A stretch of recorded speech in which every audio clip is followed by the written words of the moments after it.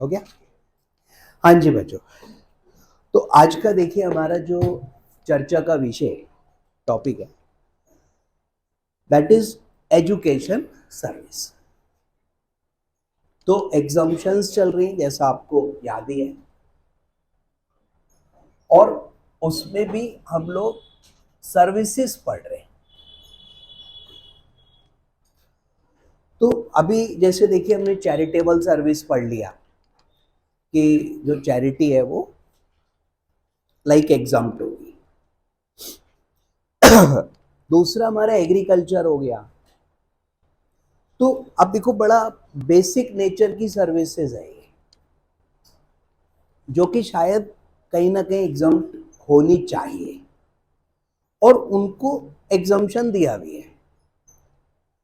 अब उसी सीरीज में अगला है एजुकेशन। तो एजुकेशन भी देखिए one of the essential thing, और इसको भी एग्जाम होना चाहिए। तो एग्जाम्शन दे दिया, नोटिफिकेशन हो गया। क्या है सर? देखो,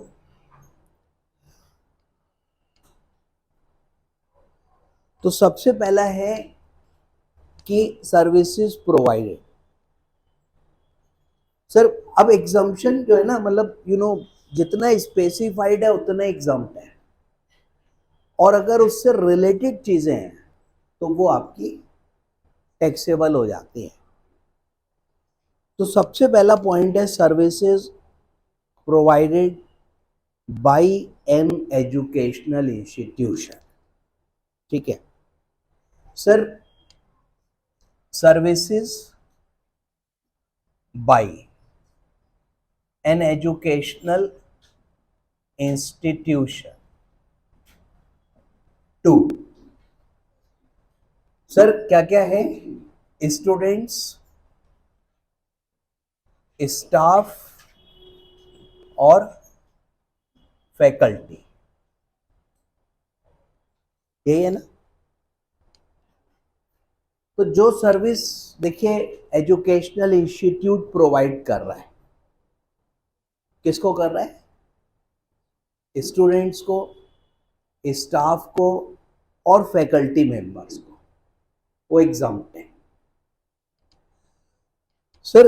अब इसमें आपका एजुकेशन छूट गया मेनली, और मतलब स्टूडेंट्स को मेनली सर्विस देगा एजुकेशन, और जो स्टाफ और फैकल्टी है उसको भी अगर कोई सर्विस दे रहे हैं तो वो भी एग्जाम्प्ट होंगे।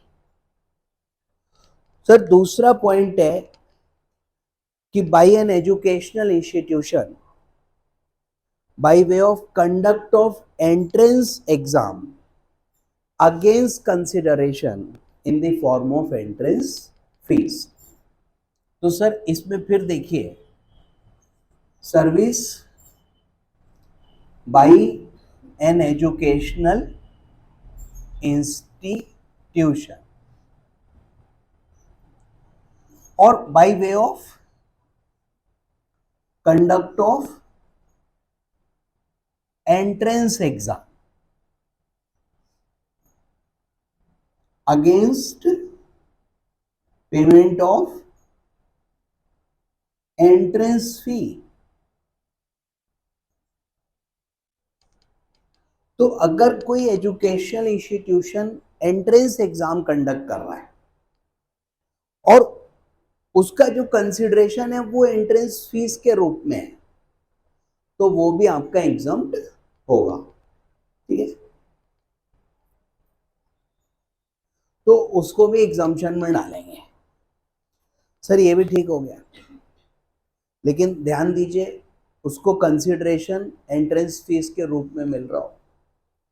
अभी सपोज कि कोई इंस्टीट्यूट एंट्रेंस एग्जाम करा रहा है, उसने कॉलेज हायर किया सेंटर बनाने के लिए, और एंट्रेंस फीस जो थी वो उस इंस्टीट्यूट ने ली, और उस सेंटर को उन्होंने लमसम या in any other way payment किया, लेकिन in the form of entrance fees नहीं था, तो वो टैक्सेबल हो। मैं समझा सर? अभी कुछ कैंडिडेट्स जो कि एंट्रेंस एग्जाम देंगे, इन्होंने एंट्रेंस फीस दी एक इंस्टीट्यूट को, ठीक, कोई भी हो सकता है, नाम नहीं रख रहे उसका, देयर इज वन इंस्टीट्यूट, और उसको इन्होंने फीस दिया कैंडिडेट्स। कैंडिडेट्स इंस्टीट्यूट ने बेटा एक कॉलेज हायर किया जहां पे एग्जाम कंडक्ट होगा, और इन्होंने इस कॉलेज को ऑब्वियसली पेमेंट किया फॉर इट्स सर्विसेज। कॉलेज ने इनको सर्विस दी, तो ये एग्जाम्प्ट नहीं है, क्योंकि एंट्रेंस एग्जाम देखो, कंडक्ट ऑफ एंट्रेंस एग्जाम, ठीक है, अगेंस्ट पेमेंट ऑफ या कंसिडरेशन इज एंट्रेंस फीस। तो ये जो इंस्टीट्यूट वाला मसला है, इसको ये सर्विस दिया और ये हुआ पैसा, ये पार्ट तो एग्जाम्प्ट हो गया, क्योंकि this is against entrance fees. Conduct करा रहा है इंस्टीट्यूट, एंट्रेंस फीस ले रहा है, तो एग्जाम्प्ट होगा। लेकिन for that purpose the institute is taking services from A college, that will be taxable. College को एंट्रेंस फीस थोड़ी मिल रही है, समझ रहे हो? तो ये एक नया एडिशन इसमें हुआ। सर यहां तक तो ठीक हो गया, education service provided by educational institution, provided by educational institution. अब हम इस चीज को उल्टा करेंगे और अब हम कहेंगे भैया एजुकेशन सर्विस नहीं, सर सर्विस लिखेंगे, सर्विसेज प्रोवाइडेड, और क्या लिखेंगे बाई की जगह, to an educational institution. Educational institution को सर्विस मिल रही है, तो service provided to an educational institution. क्या सर्विस मिल रही है बच्चों? Sir transport of students, faculty और आपका स्टाफ, ठीक है, वो तीनों है। सर इसमें फर्स्ट पॉइंट है ट्रांसपोर्ट ऑफ स्टूडेंट्स, फैकल्टी और बेटा स्टाफ, बराबर है। अब देखिए ये इतना आसान नहीं है, इट्स नॉट लाइक कि इतना सीधा है। सर ये बस सर्विस है, अब आपको पता है बहुत सारे स्कूल्स का अपना बस चलता है, अब इस बस तो स्कूल का ही चलता है, मतलब बच्चे उसमें ट्रांसपोर्ट हो रहे हैं, फैकल्टी और स्टाफ को भी मान लो ट्रांसपोर्ट कर रहे हैं। अब मान लो मेरा एक स्कूल है, ठीक है, अब मेरे को बच्चे लाने ले जाने एंड सो ऑन, तो मैंने एक ट्रांसपोर्टर से 10 बसें लगवा ली। सर मेरी बस नहीं है, स्कूल के पास बसें नहीं, हमने एक ट्रांसपोर्टर से बात किया, हमने कहा भैया हमारा स्कूल है 10 बसें चाहिए, उन्होंने कहा भेज देते हैं। अब 10 बसें लग गई। नाउ देखिए, एक और I will charge transportation fee from my students, और दूसरी ओर I will make payment to that transporter. भाई एक तरफ मैं बच्चों से ट्रांसपोर्ट का फीस लूंगा और दूसरी तरफ मैं उन लोगों को, भाई साहब ट्रांसपोर्ट वाले को पेमेंट करूंगा। सो एक तो शुरुआत हो चुकी है, और दूसरा बेटा वो जरा 1 मिनट उठाइएगा प्लीज, जो गिरा हुआ है।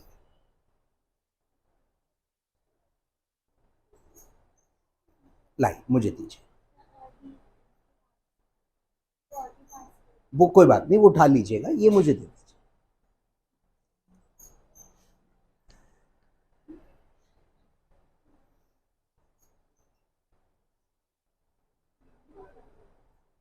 So this kind of phone if somebody is having, वो भी आज के समय में, तो ये दुख और सहानुभूति का विषय। जी बेटा, ये फोन स्कूल लेके जाती है आपकी? अच्छा, ये अलाउड है, वो नहीं है, okay. So coming back to the topic बच्चों, ट्रांसपोर्ट सर्विसेज। अब देखिए, अगर आप नीचे पढ़ेंगे तो लिखते हैं कि पॉइंट नंबर 1, 2, 3 जो ऊपर है, यानी बच्चों transport, number 2 catering, number 3 cleaning, security, housekeeping shall apply to, sir nothing पहले लिखा है, नथिंग shall apply, यानी कि एग्जम्पशन विल नॉट अप्लाई, यानी it will be taxable other than educational institute providing service by way of preschool and up to higher secondary school or equivalent। अर्थात ये बच्चों की अगर ये स्कूल 12th क्लास तक है, सीनियर सेकेंडरी माने up to 12th, pre school भी उन्होंने उसी में डाला हुआ है और अप टू 12th वाला स्कूल भी उसी में डाला हुआ है, तो एग्जम्प्ट है। लेकिन अगर वो 12th से ऊपर है तो टैक्सेबल है। मतलब आप ये समझो कि अगर वो जो बस चल रही है, वो बस बेटा 12th तक का कोई स्कूल है, it can be even pre school. Pre school मतलब वो जो होता है ना छोटे बच्चों वाला, क्या बोलते हैं, प्री बोर्ड, प्ले ग्रुप, हाँ, जिसमें ये भैया 5 साल पढ़े, तो सर ठीक है, मजाक है। तो प्ले ग्रुप वाला स्कूल भी देखो प्री स्कूल कवर है, नो प्रॉब्लम, एग्जाम। अभी 12th तक का स्कूल है, एग्जाम।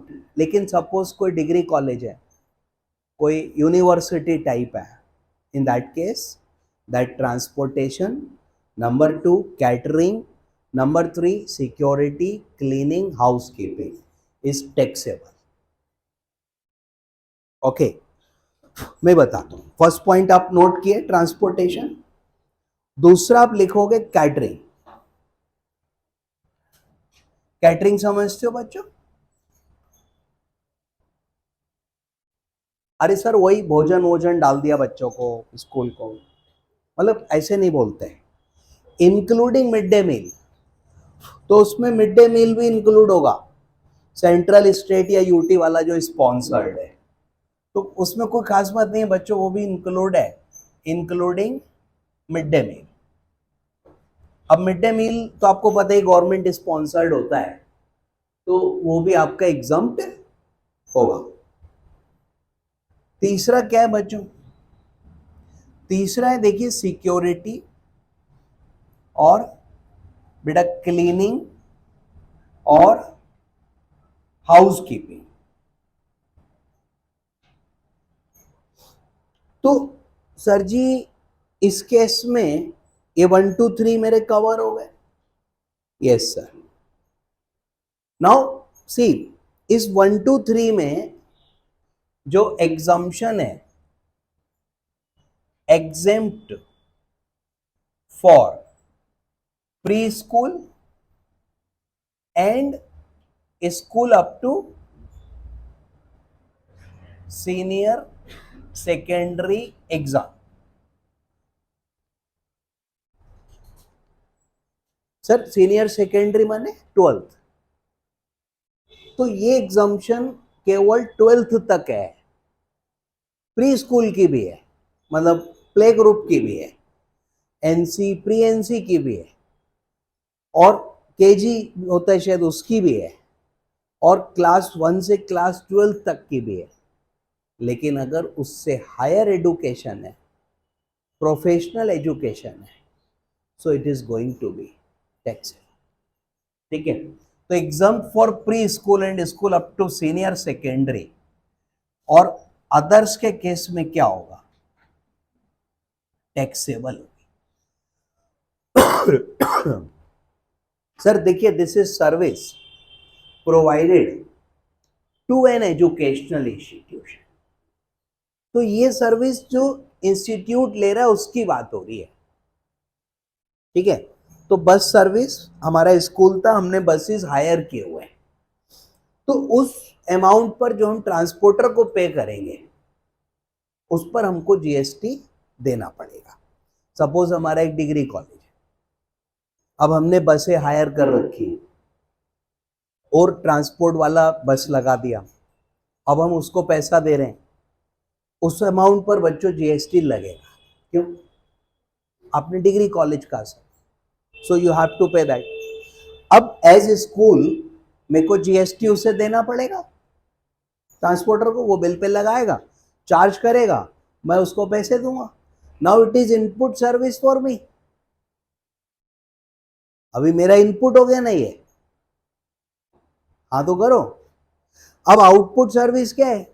हम तो स्कूल चला रहे, बच्चों को पढ़ाते हैं बेटा, उनसे ट्यूशन फीस लेते हैं, वो एग्जाम्प्ट है। सर स्कूल डिग्री कॉलेज है, अब डिग्री कॉलेज जो बच्चों को पढ़ा रहा है उनसे फीस चार्ज कर रहा है।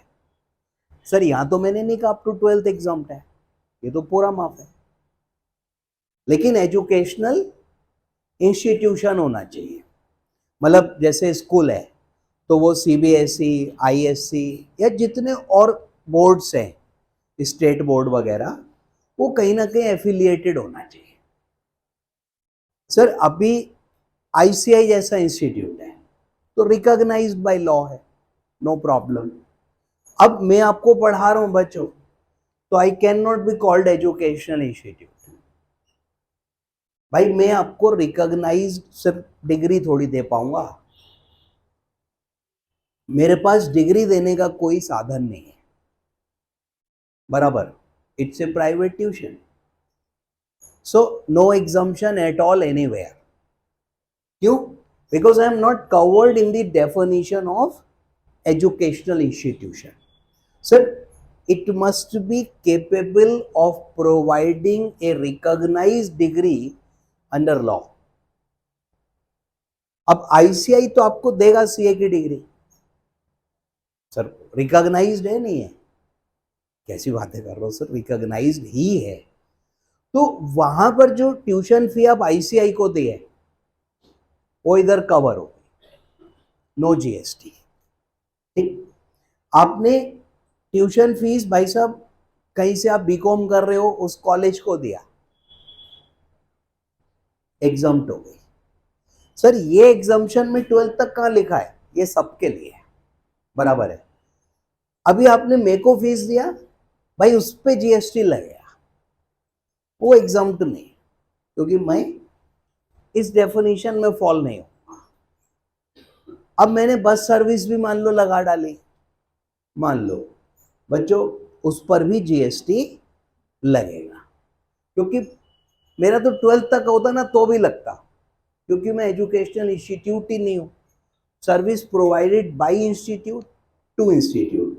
अभी मैं क्या बता रहा था, एक डिग्री कॉलेज है, अब वो बच्चों से फीस लेता है, बच्चों उस पर जीएसटी सर नहीं है, नहीं है, नहीं है, खत्म।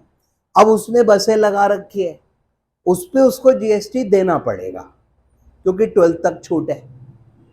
अब उसकी इनपुट जीएसटी पे उसे क्रेडिट, अब बताओ, नहीं मिलेगा। क्यों?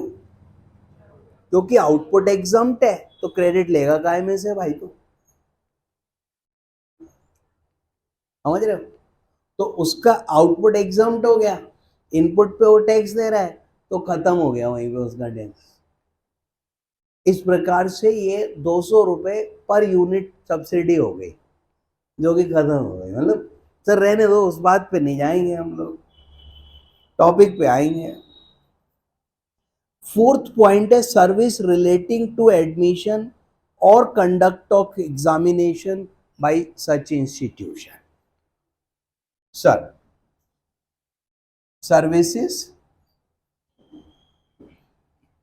देखो ये 12th तक था ये वाला, अब जो है वो सबके लिए है, रिलेटिंग टू एडमिशन और conduct of examination. relating to admission or conduct of exam। तो अब देखिए इसमें जो सेकेंड पार्ट था अभी एग्जाम्प्ट नहीं हुआ था, अब वो भी एग्जाम्प्ट हो गया। सर एक एग्जाम्पल लिया था मैंने कि there are some candidates and then an institute and then a college. Candidates ने एंट्रेंस फी इंस्टीट्यूट को दिया, इंस्टीट्यूट ने कॉलेज हायर करके वहां एग्जाम कराया, ठीक है। नाउ व्हाट, तो ये वाला पार्ट देखो एग्जाम था, पीछे पढ़ा हमने ये यहां पर, और ये वाला पार्ट बच्चों यहां पर एग्जाम हो गया।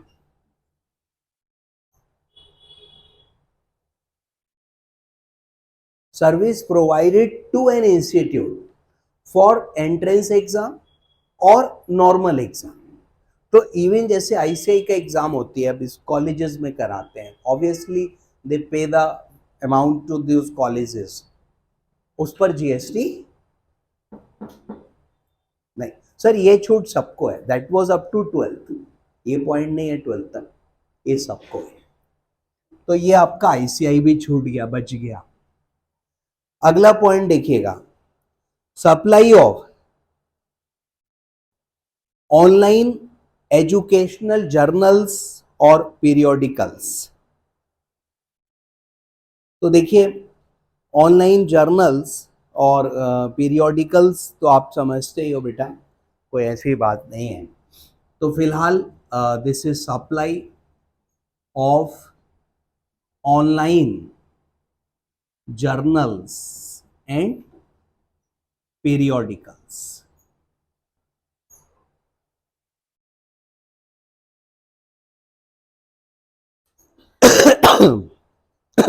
सॉरी,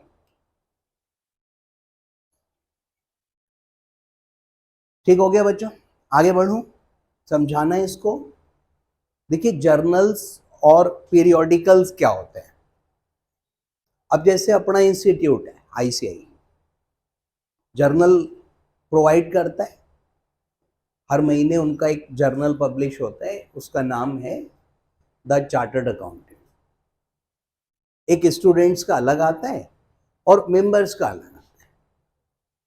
अब मान लो मैं मेंबर्स वाले जर्नल की बात करूं, तो मैंने सब्सक्राइब कर लिया, sir being a chartered accountant मेरे को लगता है काम का है, तो मैंने उसको सब्सक्राइब कर लिया। अभी वो मेरे से उसका पैसा लेते हैं, और सपोज करो कि वो मैं ऑनलाइन मंगा रहा हूं, उन्होंने दो मॉडल कर रखे, बोले भाई फिजिकल लोगे तो आपको थोड़ा ज्यादा देना पड़ेगा, ऑनलाइन लोगे तो कम देना पड़ेगा। हमने कही भाई ऑनलाइन ही दे दो। तो एक बात समझो, जो छूट है वो सिर्फ ऑनलाइन जर्नल की है, फिजिकल वाले की कोई छूट नहीं है,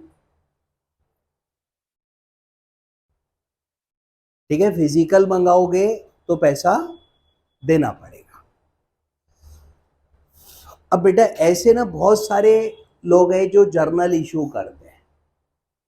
अभी एक एजेंसी है कॉल्ड इसरो, नाम सुना होगा, इंडियन स्पेस रिसर्च ऑर्गेनाइजेशन। अभी वो चांद पे पहुंच गए, और कल वहां उन्होंने सल्फर ढूंढ लिया, ऑक्सीजन भी मिल गया, एल्यूमिनियम भी मिला है, और भी कई चीजें मिली है। हाइड्रोजन की तलाश कर रहे हैं, वो भी मिल जाए तो पानी कंफर्म हो जाएगा, H2O। खैर छोड़ो, अब हमने बच्चों इसरो का जर्नल सब्सक्राइब कर लिया, वो भी इशू करते हैं ना सर, एजुकेशनल इंस्टीट्यूशन है ये। तो देखिए supply of online educational journals, तो एजुकेशनल होना चाहिए, ठीक है। तो आगे पढ़िएगा। सर अगला पैरा तो मैं कर चुका, हाउएवर नथिंग कंटेन्ड इन सब item 1 2 3। shall apply to institute other than preschool and up to senior secondary or equivalent. तो ये clause 1, 2, 3 will apply to preschool and up to senior secondary. उसके ऊपर नहीं लगेगा.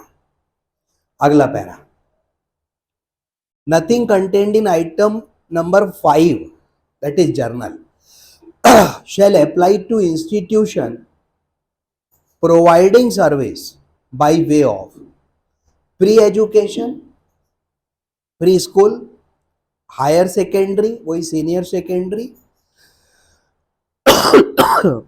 and education as part of approved vocational education.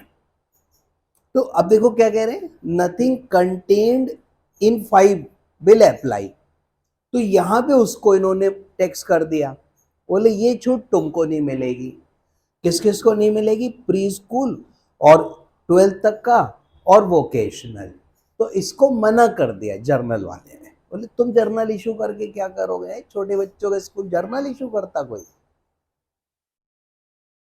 क्या बोले, आगे बढ़े बच्चों. अब what is an educational institute? तो देखिए, पहला है प्री स्कूल. एजुकेशनल इंस्टीट्यूट में कौन कौन कवर होगा? सर प्री स्कूल कवर होगा. बताओ, मतलब प्ले ग्रुप कवर कर लिया. कह रहे छोटे बच्चों से कोई जीएसटी नहीं. हाँ, उनको जर्नल दोगे ऑनलाइन तो जीएसटी, वो ऑनलाइन जर्नल पढ़ेंगे छोटे बच्चे प्ले ग्रुप वाले. एनीवे, हायर सेकेंडरी स्कूल को भी छोड़ दे रहे हैं बच्चों. चलो इसको भी छोड़ दो, हायर सेकेंडरी को. ये भी एजुकेशनल इंस्टीट्यूट है. और बताओ sir ji, education as part of curriculum, qualification recognized by any law. तो sir education which is part of curriculum for recognized course. Fine बेटा, जो करिकुलम का पार्ट है और रिकॉग्नाइज्ड कोर्स का पार्ट है. अब देखिए, आईसीआई की बात करूंगा आपसे. आईसीआई आपको डिग्री दे रहा है तो रिकॉग्नाइज्ड कोर्स है अनडाउटेड. सर अब सीए भी रिकॉग्नाइज नहीं है फिर तो हो गया. तो रिकॉग्नाइज्ड है, इसमें कहीं कोई संदेह नहीं. अब आपने रजिस्ट्रेशन कराया, ट्यूशन फीस दिया, वो ट्यूशन फीस के नाम से लेते हैं. So that would be exempt. क्यों? Service provided by educational institute है और टू इट्स स्टूडेंट्स है, तो वो एग्जाम्प्ट होगा. अब आपने भाई साहब आईसीआई को एग्जाम फीस दिया, आपने एग्जाम फीस दिया तो service provided by education institute to student है, एग्जाम्प्ट होगा. अब आईसीआई ने एक एग्जाम सेंटर हायर किया, उनको पैसा दिया, तो service provided to educational institute है, एडमिशन और एग्जाम है, एग्जाम्प्ट होगा. ठीक है. अब आपने आईटीटी और ओरिएंटेशन कोर्स ज्वाइन करा, उसकी आपने फीस दी,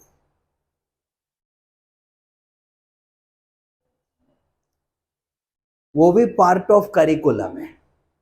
सर कोर्स का पार्ट है, जब तक वो नहीं करोगे डिग्री नहीं मिलेगी. So part of curriculum, exempt होगा. अब आईसीआई ने कोचिंग शुरू करी ऑनलाइन और लेट मी से कि they are charging some fees for that और ऑप्शनल है, जिसको लेनी हो ले लो, नहीं लेनी है कोई बात नहीं. अब पता है इस कोचिंग फीस पे जीएसटी लग जाएगा क्योंकि ये करिकुलम का पार्ट नहीं है. सर आप नहीं भी लोगे तो भी डिग्री मिल रही है ना, तो ये करिकुलम का पार्ट नहीं है. अब करिकुलम का पार्ट नहीं है तो GST will be payable. Educational institute वो है जो करिकुलम का पार्ट है। बियॉन्ड दैट कुछ भी एक्टिविटी अगर वो कर रहा है तो दैट वुड बी टैक्सेबल। अरे अरे और आगे बताओ सर। और है approved vocational education. Approved vocational education. Sir vocational education होती है ना, वो जैसे वो क्या चलते हैं, क्या नाम है, आईआईटी, सही करो इसको, आईटीआई, राइट। आईआईटी तो यहां जाएगा और आईटीआई यहां जाएगा, अप्रूव्ड होता है। वोकेशनल देते हैं, अलाउड होगा, मतलब जीएसटी नहीं लगेगा। सर अब देखिए, अब सपोज करिए आईआईएम है, नाम सुना है आईआईएम है जी, मैनेजमेंट। अच्छा, एमबीए करवाते हैं, ज्यादा फेमस है उनका। अब आईआईएम वालों ने एमबीए कराया, ठीक है, और सपोज 20-25 लाख रुपए के स्टूडेंट से उन्होंने चार्ज किया। कितनी फीस चल रही है? सबकी अलग अलग है, फिर भी 30 के आसपास है, बस सस्ता है। कितने साल का? 2 साल का 30 लैक्स, बहुत सस्ता है। ओ दीदी क्या हो गया? राखी बांधने जाना है, लाई हो? किसी को भी बांध दो, कोई मना थोड़ी कर रहा है। तो सर कहाँ थे हम लोग? आईआईएम। अब बच्चों, एक बच्चे से मान लो 25 लाख रुपए लिया, सस्ता है। नाउ एग्जाम्प्ट होगा, देखो एजुकेशनल इंस्टीट्यूट है, रिकॉग्नाइज डिग्री दे रहा है, तो कवर हो गया। And that is service provided to. अब आईआईएम ने एडमिशन टेस्ट लिया, वो अब तो सेंट्रलाइज्ड होता है। कौन सा होता है? कैट। तो कैट के थ्रू होगा। नाउ बच्चे ने फीस दिया, एडमिशन फी, उस पर जीएसटी नहीं लगेगा। उन्होंने सेंटर हायर किया, उस पर भी नहीं लगेगा, वो यहां छूट जाएगा। ठीक, बच्चे से फीस लिया, वो यहां छूट जाएगा, सर यहां भी छूट जाएगा। आगे बढ़े। अब आईआईएम ने एग्जीक्यूटिव प्रोग्राम लॉन्च किया और उसमें जो कंपनीज के मैनेजर्स हैं उनको ट्रेनिंग दे रहे हैं, एमबीए नहीं करा रहे।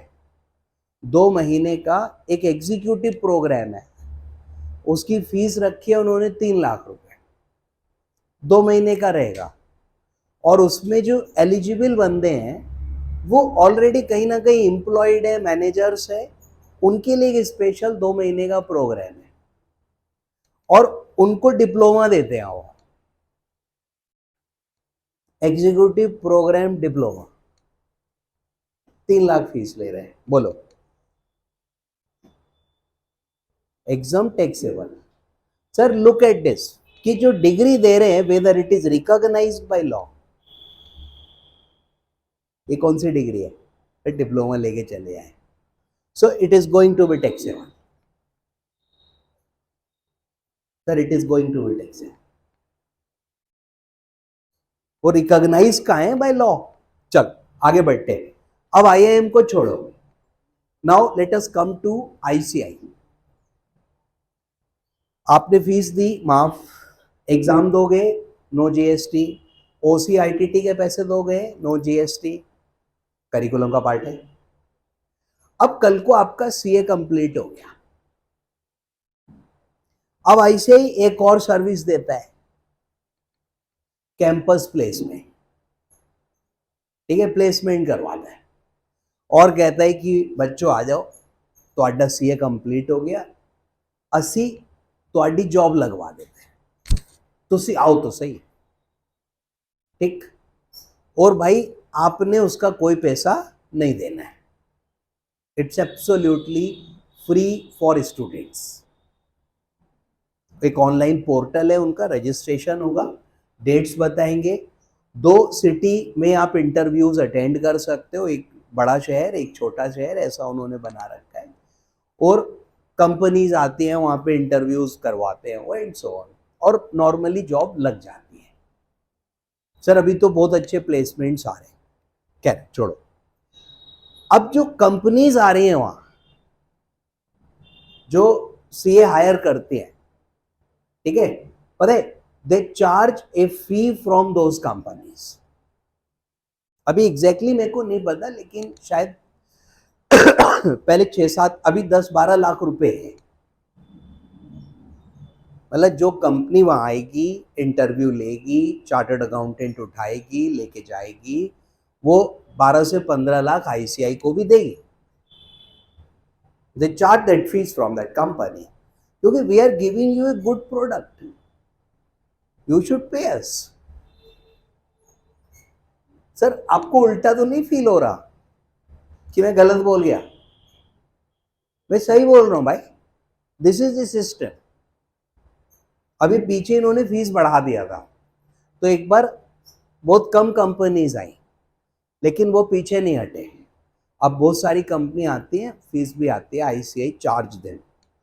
Now see, service provided by an educational institution, campus service है, आईसीआई तो प्रोवाइड कर रहा है सर्विस, तभी तो पैसा ले रहा है। किसको? To student. जॉब तो आपकी लगवाई, लेकिन आपसे तो कोई पैसा लिया नहीं, तो वैसे जीएसटी माफ हो गया। स्टाफ फैकल्टी की जॉब तो लगवा नहीं रहे भाई, ये सर्विस प्रोवाइड किया उन्होंने एम्प्लॉयर्स को, जिनसे पैसे लिए, ठीक है, जीएसटी लगेगा। सर इसकी एग्जम्पशन का है, कहीं से कहीं तक एग्जम्पशन नहीं है, दूर दूर तक।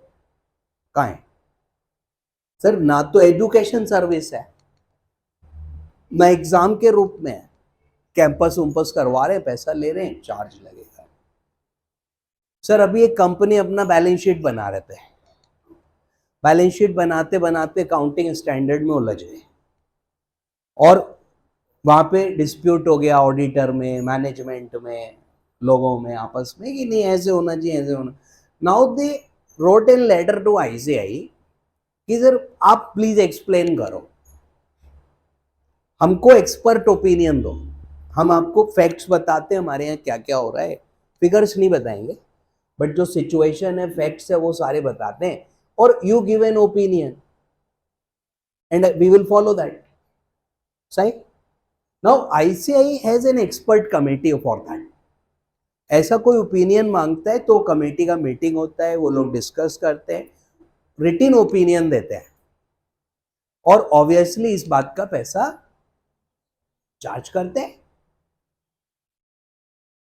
और वो एक्सपर्ट ओपिनियन जर्नल में भी पब्लिश होता है। जिसने पैसे दिया उसके तो गई, बाकी सबको फ्री मिल गई, अब जर्नल में छपी है। एनीवे, अब भाई किसी से 2-4 लाख रुपया ले लिया, क्या बोलते हो? टैक्स वाला, इसमें कहाँ एग्जम्पशन है भैया? तो दिस इज व्हाट एजुकेशन। तो एजुकेशन में अब जैसे छोटा बच्चा कहीं स्कूल में पढ़ते हैं, आप लोग भी पढ़ते थे 12th तक, उसके बाद पढ़ते हो नहीं पढ़ते हो, तो भाई वो सब माफ है, एजुकेशन इधर है, और जो सर्विस स्कूल ले रहा है वो इधर है। ध्यान दीजिए, transport, catering, security, cleaning, housekeeping, ये 12th तक का एग्जाम किया हुआ है, बियॉन्ड दैट टैक्स वाला है। अब what is the logic of this, I don't no, और ये रूल सर्विस टैक्स के टाइम से चला आ रहा है। मतलब 12th तक के बच्चे जा रहे हैं तो नो टैक्स ट्रांसपोर्ट हो रहे हैं, और वो बीकॉम वाले बेचारे तो कह रहे तू टैक्स है, उससे कह रहे तू बस से जा क्यों रहा भाई, स्कूटी ले, मोटरसाइकिल ले, खुद जा। कब तक डिपेंडेंट बना रहेगा? आई don't know what is the purpose. ये एडमिशन जो सर्विस टू इंस्टीट्यूट है, तो दिस पार्ट एग्जाम्प्ट हो गया। और बच्चों ऑनलाइन जर्नल्स और पीरियोडिकल्स ये भी एग्जाम्प्ट हो गया, लेकिन ये छूट जैसे इनके लिए थी, ये वाली छूट इनके लिए नहीं है। बोले तुम क्या करोगे छाप करके जर्नल है? आप याद करो बेटा 12th तक सर इस बार ये पॉइंट टैक्सेबल कर दिया। 12th तक आप जिस स्कूल में पढ़ते थे, बड़े बड़े स्कूलों में पढ़े हो आप, इंटरनेशनल और वगैरह वगैरह, भाई कोई स्कूल जर्नल पब्लिश करता था? Just asking. देखो जो एनुअल मैगजीन छपती थी ना, वो उसको जर्नल मत बोलो, और उसको छापने का सिर्फ एक मकसद होता था, अपनी फोटो छापना। ठीक है नहीं, हम स्कूल के मैनेजमेंट का पार्ट है और हम ये चाहते हैं कि बच्चों को हम कम से कम एक बार अपनी फोटो छाप के दे दें। उनकी भी छापेंगे, ऐसा नहीं है, लेकिन मेन अपनी फोटो हमें छापनी है बच्चों। अब 200 रुपए देखिए सस्ता करा एक आइटम, तो अब उस आइटम के ऊपर भाई साहब की फोटो छपनी चाहिए, क्योंकि उन्होंने 200 रुपए कम करे। थैंक यू भाई साहब, फोटो के साथ। It should he deserves.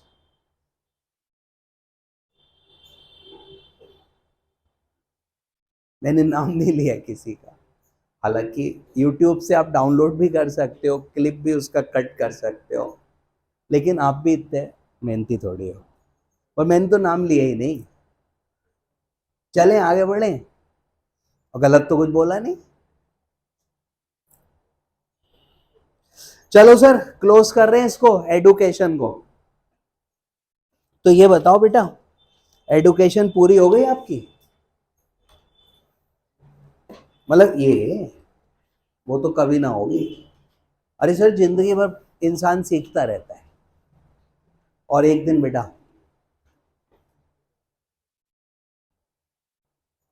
तो एडुकेशन अभी उसको समराइज किया, आइए पढ़ते।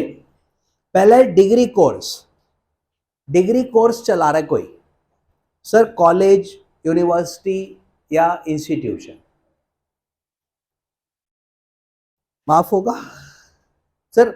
अभी बीकॉम का फीस माफ है, सीए का फीस माफ है, सब माफ है ना, no problem. Training given by private coaching,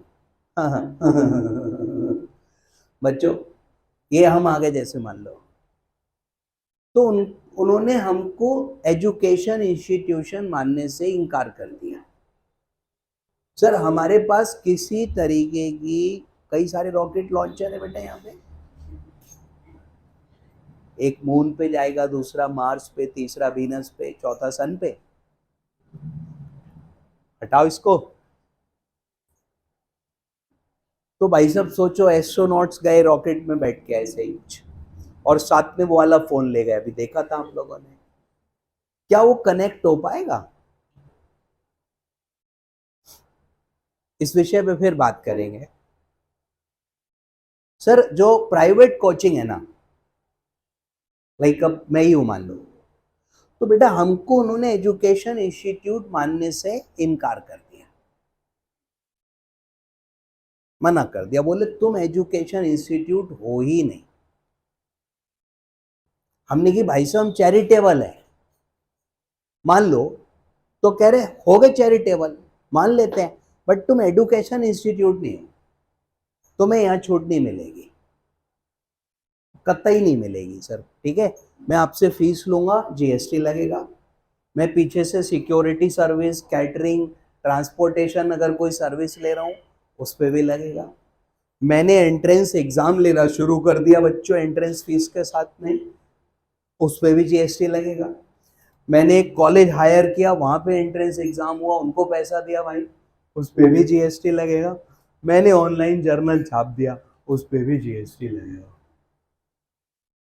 मतलब मेरी एजुकेशन एजुकेशन नहीं, ਤੁਹਾਡੀ education education, sari education not education. मैं क्या करूं?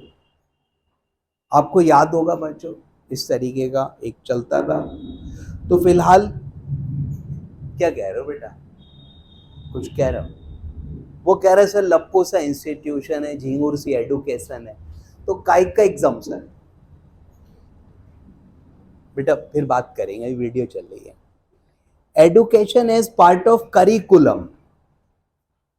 सर करिकुलम में क्या प्रॉब्लम है, वहां क्रॉस क्यों लगा दिया? सर रिकॉग्नाइज्ड इन इंडिया होना चाहिए था, हमने देखो इंडिया नहीं लिखा है, अप्रूव्ड अंडर करिकुलम और रिकॉग्नाइज कोर्स इन। अब कोर्स है रिकॉग्नाइज्ड बट आउटसाइड इंडिया, बहुत बढ़िया। तो वो कह रहे हैं ये रिकॉग्नाइज्ड नहीं है भाई।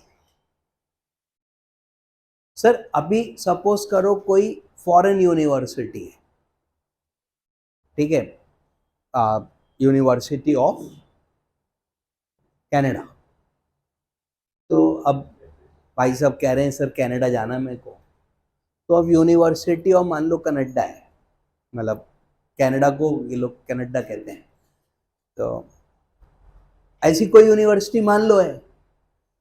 अब उसने क्या करना है, देखो आपको पता है they import a lot of people from India, वो भारत से लोगों को इंपोर्ट करते हैं, जरूरत होगी। खैर अब उन्होंने उस यूनिवर्सिटी का एक ऑफिस मान लो बरेली में खोल दिया, और यहां पे उन्होंने अपने एग्जाम्स कंडक्ट कराना शुरू कर दी, जो कि रिकॉग्नाइज्ड इन कनाडा है, या नहीं है रिकॉग्नाइज, बट वो एग्जाम यहाँ करा रहे हैं, और यहाँ पास हो गए, रिकॉग्नाइज्ड इन कनाडा होगा, आपको सीधे इंपोर्ट कर लेंगे। पता है उस फीस पर जीएसटी देना पड़ेगा, because it is not recognised in India. Okay चलें आगे बढ़े। बेटा एग्जाम्पल 19 कौन पढ़ेगा? कहते हैं धर्म इंस्टीट्यूट ऑफ टेक्नोलॉजी, ठीक है, इंस्टीट्यूट ऑफ टेक्नोलॉजी, तो सर इसको आईआईटी मान लें? नहीं है, ये धर्म है, तो डीआईटी हुआ, नाम बदल लो इसका, कुछ ऐसा रखो जिससे ये आईआईटी बन जाए। आप में से किसी बच्चे का नाम आई से शुरू हो रहा है? किसका? ईशु, कहाँ है? आज हमारे बीच नहीं है। अब मान लो उन्होंने अपना खोल लिया ईशु इंस्टीट्यूट ऑफ टेक्नोलॉजी, तो आईआईटी हो गया। चले चगल्लस ना करते हुए, प्राइवेट इंजीनियरिंग कॉलेज, देखिए ध्यान दीजिए, कॉलेज है ये, प्राइवेट है, तो प्राइवेट कोचिंग जैसा हाल नहीं करोगे इसका, इसकी एजुकेशन माफ होगी। सर ये एजुकेशन इंस्टीट्यूट है, क्योंकि ये जो डिग्री देगा वो रिकॉग्नाइज्ड होगी। सर प्राइवेट कॉलेजेस जो डिग्री देते हैं वो रिकॉग्नाइज होती normally. Sir post graduate engineering दे रहा है ये, बहुत बढ़िया। आगे लिखा है इन्होंने कि जितने भी इनके कोर्सेज हैं वो सब रिकॉग्नाइज्ड हैं, ये भी सही है, रिकॉग्नाइज्ड हो गया बच्चों। और because they provide curriculum part, तो बच्चों एजुकेशन इंस्टीट्यूशन है, ये एजुकेशन इंस्टीट्यूशन है, एग्जाम्पशन मिलेगी। आगे बढ़े 20 नंबर, सर स्कूल का नाम है लिटिल वेज, तो ये छोटे बच्चे पढ़ाएंगे मेरे को लगती है, और स्कूल है तमिलनाडु में। एक ब्रांच है प्री स्कूल, माफ, प्री स्कूल पूरा एजुकेशन है, ठीक है, और बताओ। दूसरा हायर सेकेंडरी, बच्चों ये भी माफ, प्री स्कूल हायर सेकेंडरी दोनों एजुकेशन है, पूरा एग्जाम्पशन रहेगी। आगे बढ़ो, कला दृष्टि, कला दृष्टि वोकेशनल लग रहा है, तो ये ट्रेनिंग व्रेनिंग देंगे, आईटीआई है, देखो मैं कह रहा था आपसे पहले, गोरखपुर में है बच्चों, और स्किल डेवलपमेंट कोर्स दे रहे हैं। अबे हिंदी में खोलो ना, वोकेशनल है।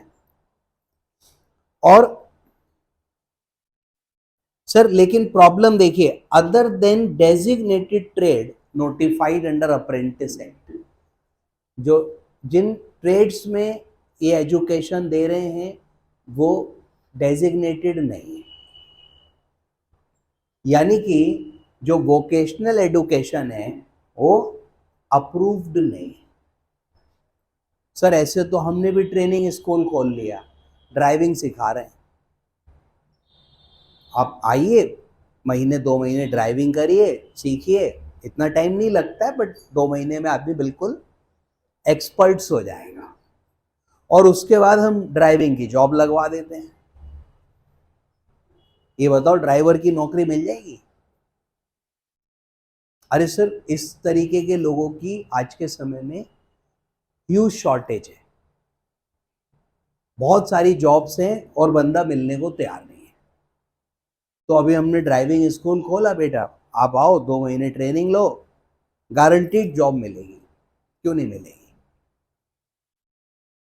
मतलब आपसे मतलब एग्जाम्पल है, आप थोड़ी ये सब काम करोगे, है ना? आप तो बड़े लोग हो, आप तो अपने यहाँ 20 25 50 ड्राइवर रखोगे, अलग अलग गाड़ियाँ, अलग अलग ड्राइवर्स। बहुत बढ़िया। सपने देखने के पैसे थोड़ी लगते हैं। तो बेटा कहाँ था हम? अप्रूव्ड। ये अप्रूव्ड नहीं है भाई, ये इसको बोलो यार, तुमने ये कौन से ट्रेड्स में तुम कर रहे हो? डेजिग्नेटेड ट्रेड में करो भाई। ओमपो सर आगे लिखा है इन्होंने, क्योंकि courses offered are not designated, तो एडुकेशन इज नॉट अप्रूव्ड। या अल्लाह, अब क्या होगा? कुछ नहीं, जीएसटी लगेगा इसमें। सर अप्रूव्ड होना चाहिए वोकेशनल, ये नहीं चलेगा कुछ भी सिखा रहे हो, पतंगबाजी सिखानी शुरू कर दी हमने। अप्रूव्ड होना चाहिए। अब पतंगबाजी कोई ट्रेड है? सर मोबाइल की रिपेयर, वैसा वाला फोन है हमारे पास, अब उसको वो गिरता है तो उसके कंपोनेंट्स अलग हो जाते हैं, बैटरी अलग गिरती है, सिम अलग जाता है, फोन अलग जाता है, उसका कवर अलग गया, मतलब टुकड़े टुकड़े हो जाता है। और पता है उसके बाद वो असेंबल भी हो जाता है, फिर चलने लगता। वो बदतमीज नहीं है। और आप इसको गिराओ बेटा, ऐसे करके छोड़ो और इसकी स्क्रीन टैं हो जाए, या टुकड़े टुकड़े नहीं होता, और जब ये होता है तो फिर इसका दिल ही टूट जाता है, बेकार। गलत हो गया कुछ? तो भैया देखो, इस प्रकार से ना, ये जो है ना, डेजिग्नेटेड होना चाहिए ट्रेड। आगे बढ़े। अब मोबाइल की रिपेयर बात कर रहा था मैं। Now it's a vocational course. Sir अभी आप अगर किसी रिकॉग्नाइज्ड इंस्टीट्यूट से करो, मोबाइल की रिपेयरिंग आईटीआई वाले सिखाते हैं, तो पक्का जीएसटी की छूट मिलेगी। अप्रूव्ड होना चाहिए, रिकॉग्नाइज्ड होना चाहिए। अब आप मेरे से सीख लिए, मेरे को नहीं आती, just for example, private type है, so it is going to be taxable. आगे बढ़ते हैं। प्राइवेट आरटीआई बच्चों क्या बोलते हो? देखो, आईटीआई यानी जो आपका इंडस्ट्रियल ट्रेनिंग इंस्टीट्यूट है, वोकेशनल ट्रेनिंग देता है। भैया देखो, वो अगर रिकॉग्नाइज्ड कोर्स करा रहा है तो जीएसटी माफ है। प्राइवेट है, सरकारी है, से फर्क नहीं पड़ता। वोकेशनल जो एडुकेशन है वो अप्रूव्ड होना चाहिए। तो लिखा है private ITI qualify as educational institution provided approved education course कर रहे हो, और डेजिग्नेटेड ट्रेड होना चाहिए। बेसिक बात यह कि डेजिग्नेटेड ट्रेड होना चाहिए, और एग्जम्पशन रहेगी बच्चों। पेज पलट लेते हैं। Further in case of designated trade, conduct of entrance exam. भाई एंट्रेंस तो फिर इसमें चला जाएगा ना आपका, बट ट्रेड डेजिग्नेट कर लो, डन। अगला देखो, गवर्नमेंट आईटीआई क्या बोलते हो? अरे सर ये भी अप्रूव्ड है, उसमें क्या प्रॉब्लम है? तो बच्चों जहां तक गवर्नमेंट आईटीआई की बात है तो वो एग्जम्प्ट होगा, क्योंकि वो अनअप्रूव्ड ट्रेड प्रोवाइड ही नहीं करेंगे। और आगे चलते हैं। अनऑर्गेनाइज्ड एजुकेशन इंस्टीट्यूट, ये क्या है बच्चों? अनऑर्गेनाइज्ड एजुकेशन, लाइक अब मैं आपके सामने खड़ा हूं, so we don't have that organised structure, ठीक है? We do not have that kind of affiliation with CBSE, ISC और आईसीआई एफिलिएट करता नहीं किसी को। सर क्या है ये? इसको प्राइवेट कोचिंग बोलते हैं, ठीक है? अभी नगर निगम में रजिस्ट्रेशन करा रखा है, तो वो थोड़ी माना जाएगा इस पर्पज से। वो तो खाली इस बात का है कि आप बरेली में कोचिंग चला सकते हो, दैट्स ऑल। तो वो चीज वैसा रिकॉग्निशन नहीं है। तो भैया प्राइवेट कोचिंग सेंटर्स, या अल्लाह क्या बोलते हो, कुछ नहीं, इसको कतई कोई एग्जाम्पशन नहीं देंगे, चवन्नी की एग्जाम्पशन नहीं देंगे, इस पे तब टैक्स लगेगा। और देखो प्राइवेट कोचिंग अनऑर्गेनाइज्ड, और नाम लिखा है सेल्फ स्टाइल्ड एजुकेशनल, मतलब हम खुद को कहते हैं हम एजुकेशन है। बोले तुम्हारे खुद को कहने से क्या होता है? Would not be treated as education, can not avail exemption. ठीक है यार। सर नेक्स्ट देखो, सुपर माइंड्स, नाम से ही लग रहा है कोचिंग इंस्टीट्यूट है, ऐसी नाम रखते हैं, सुपर माइंड, मास्टर माइंड, और बेटा खुराफाती माइंड, ये नहीं लिखेंगे। एक्चुअल में बच्चे ऐसी हैं, बट कह नहीं सकते ना, हमको तो उसका नाम बड़ा सा रखना है कि हाँ बहुत बढ़िया। तो हम तुसी हमारे पास आओ, असी तो फ्यूचर बना देंगे। अरे भाई फ्यूचर बनाने वाला वो, इफर्ट्स आपके, हम तो खाली सपोर्ट ही कर सकते हैं ना। हम कौन होते हैं बनाने वाले या ना बनाने वाले। एनीवे तो सुपर माइंड कोचिंग इंस्टीट्यूट, भाई साहब कोचिंग है ये, इसको बोलो यार तेरा सब टैक्स लगेगा, चल।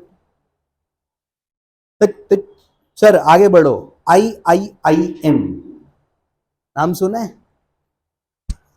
नाम ही सुना है बस। तो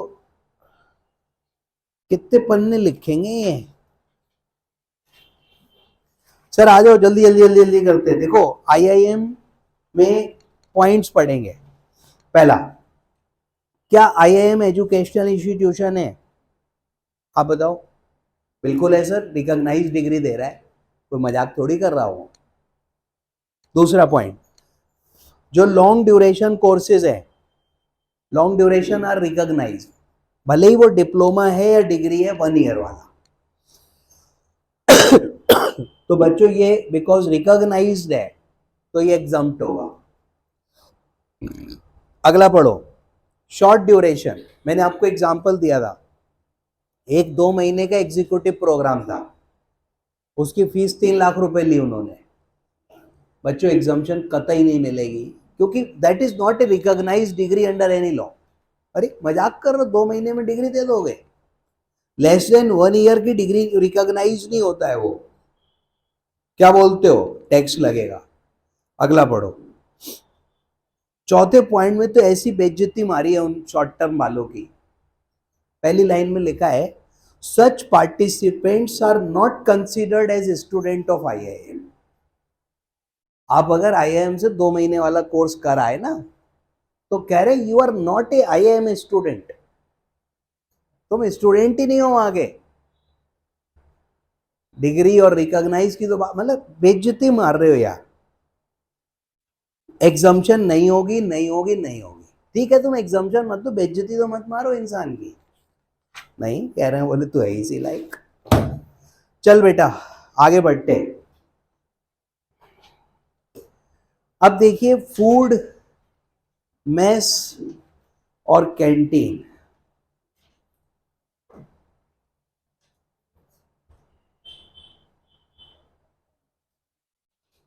सर सर सर ये जरा पढ़ लो। अब मान लो मेस फैसिलिटी है और वहां पे वो स्टूडेंट्स को और स्टाफ को खाना दे रहे हैं, आगे लिखा है such facility is run by students और इंस्टीट्यूशन देमसेल्व्स और इज आउटसोर्स्ड। ठीक, क्या बोलते हो सर, किधर कवर करोगे? मेस या कैंटीन जो स्कूल में चल रहा है उसको आप किधर कवर करोगे? यहां पर या यहां पर? सर ये है service provided by institution to staff faculty and students. हमारा स्कूल है, रिकॉग्नाइज्ड है, और वहां कैंटीन है, और हम अपने स्टूडेंट्स को सर्विस दे रहे हैं, एग्जाम्प्ट होगी, नो प्रॉब्लम। अब उस मेस में हमने, देखो खाना हम नहीं बना रहे, एक कॉन्ट्रैक्टर पाल रखा है, मतलब कैटरर। सर खाना वो देता है, कौन है? कैटरर है, खाना वो देता है, उसको पैसा। अब दो मॉडल हो सकते हैं। एक मॉडल ये हो सकता है कि वो डायरेक्टली स्टूडेंट से चार्ज करता है, जो भी खा रहा है उससे पैसे लेता है, और स्टूडेंट डायरेक्टली उस कैटरर को पे करता है। भाई टैक्सेबल हो जाएगा, क्योंकि service is not being provided by institute. इस पॉइंट से बाहर हो गए। अगर डायरेक्ट मॉडल रखा हुआ है, हमारे स्कूल है, हमने मेस खोल रखा है, कैंटीन खोल रखा है, बच्चे आते हैं, खाते हैं, डायरेक्टली पैसा देते हैं, सीधे कॉन्ट्रैक्टर पे जाता है।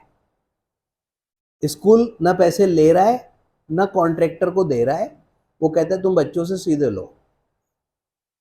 ठीक है, तो बच्चों ना तो इस पॉइंट में छूट मिलेगी क्योंकि सर्विस प्रोवाइडेड बाय इंस्टीट्यूट नहीं है, और ना बेटा इसमें छूट मिलेगी क्योंकि सर्विस प्रोवाइडेड टू इंस्टीट्यूट भी नहीं है। अगर डायरेक्ट मॉडल है, छूट है ही नहीं। अब मॉडल क्या है कि कॉन्ट्रैक्टर हमारा है, कैटरर है, हम उसको पेमेंट करते हैं और बच्चों से हम पैसे लेते हैं, हम स्कूल है। ठीक, नाउ हमने सर्विस दी बच्चों को, एग्जाम्प्ट हो गई पूरे तौर पे, और कॉन्ट्रैक्टर ने जो मेरे को सर्विस दिया वो एग्जाम तभी होगा जब 12th तक होगा मामला। Beyond that it is going to be taxable. समझ गए? आगे चलो। सर कैटरिंग है ये, और खाना खिलाओ। खाना तो खिलाना पड़ेगा, बच्चे बेचारे भूखे बैठे, सुबह 8 बजे से आए हुए, आप 1 बजे छोड़ते हो, खाना भी नहीं देते बीच में। सर खाना देना तो छोड़ो कि खुद खाना दें, खाना खाने भी नहीं देते हो, कि वो कह रहे हैं हम ले आ रहे हैं अपना खा लेंगे ना। गलत बात है, ये अत्याचार है। कौन हंस रहा है? समरा बेटा क्या कह रही हो? भूख लग रही है? नहीं, गुड। तो सर आगे बढ़ते हैं, टाइप ऑफ एजुकेशन। अब ये ट्रांसपोर्ट, कैटरिंग, सिक्योरिटी, सर ये मैं आपको समझा चुका, तो मैं आई am not reading that table again. Example 23 देखिए आगे। लिटिल मिलेनियम बच्चों स्कूल का नाम है बेटा, और प्री स्कूल है ये। अब प्री स्कूल एजुकेशन होता है पक्का, और है सब्सक्राइब्ड ऑनलाइन जर्नल। सर अभी इसमें पढ़ा था कि ऑनलाइन जर्नल की छूट इनको नहीं है, इनको ये 3 स्पेशली दिए और ये वाला स्पेशली मना करा। तो प्री स्कूल वाले इनसे कहो भाई तुम ऑनलाइन जर्नल का क्या करोगे, चलो टैक्स तो देना पड़ेगा। सर प्री स्कूल में ऑनलाइन जर्नल की छूट नहीं है। 24 नंबर, SM transporter has provided service of transportation. Transportation हो गया जेरा, और faculty from resident to school and back. ठीक है, और हायर सेकेंडरी स्कूल है, वाह वाह माफी चल रही है सर, 12th तक ट्रांसपोर्टेशन माफ है। तो सर क्या लिखा है, माफ कर देंगे, एग्जाम कर देंगे, 12th तक की माफी है ट्रांसपोर्टेशन पर। 25 नंबर, शिक्षा कॉलेज। अब कॉलेज में शिक्षा ही होती बेटा, डिग्री कोर्स ऑफर कर रहे हैं, no problem. Half yearly exams है इनके, एग्जाम कंडक्ट कराने की सर्विस, सर ये माफ होगी, इसमें 12th तक की कंडीशन नहीं है। अब इन्होंने ऑनरेरियम दिया to paper setter, examiner for their service, question paper printing कराए, और बच्चों सर्विस प्रोवाइडेड टू इंस्टीट्यूट है ना, ये service provided to education institute, conduct of exam से रिलेटेड है, पूरा माफ जाएगा। तो ये फुल एग्जाम्शन चलेगी, और बच्चों पेपर सेटर, एग्जामिनर, प्रिंटिंग, सब माफ। आगे देखो, ज्ञानी पब्लिक स्कूल इसके आगे अ लगा दो। हायर, ऐसी बातें मत करो, सेकेंडरी, हायर सेकेंडरी 12th तक है ये। क्या कहते हो? इसने सुविधा सर्विस को बेटा हायर किया for house keeping. House keeping 12th तक माफ थी, अभी तो पढ़ी थी। और विद इन प्रीमाइसिस है, इसी के स्कूल के अंदर सर्विस दे रहे हैं, एग्जाम्प्ट होगी। और बेटा फिर security, house keeping, annual day. Sir auditorium outside school campus, outside school campus will be taxable. देखो ये जो सर्विस होनी चाहिए ना, कहाँ गई कहाँ गई कहाँ गई? सर ये विद इन कैंपस है दोनों।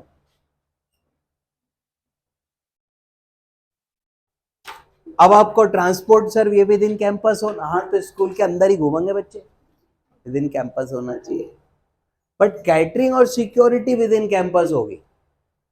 आउटसाइड कैंपस खाना दे रहे हैं बच्चों को, so it would be taxable.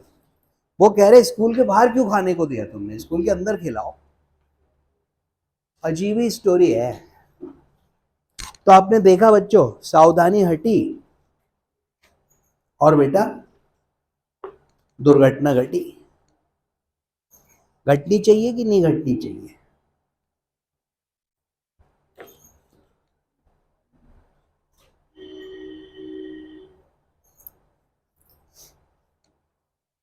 Sir अनुमति दें तो आगे बढ़ें। Let us cover one more service, education is over. देखो याद रहेगा कुछ, थोड़ा थोड़ा ना याद कर लेना इसको, थोड़ा याद करने वाला पार्ट जैसा है। एंड एग्जाम्पल्स अच्छे से कर लेना क्योंकि इसी से रिलेटेड आता है। तो अगला पार्ट लेते हैं बच्चों, और इट्स लाइक मेडिकल या हेल्थ केयर सर्विसेज। श्रुति जी क्या समझा रही हैं आप? कभी बेटा हमें समझा दिया करो कुछ। हाँ बताओ।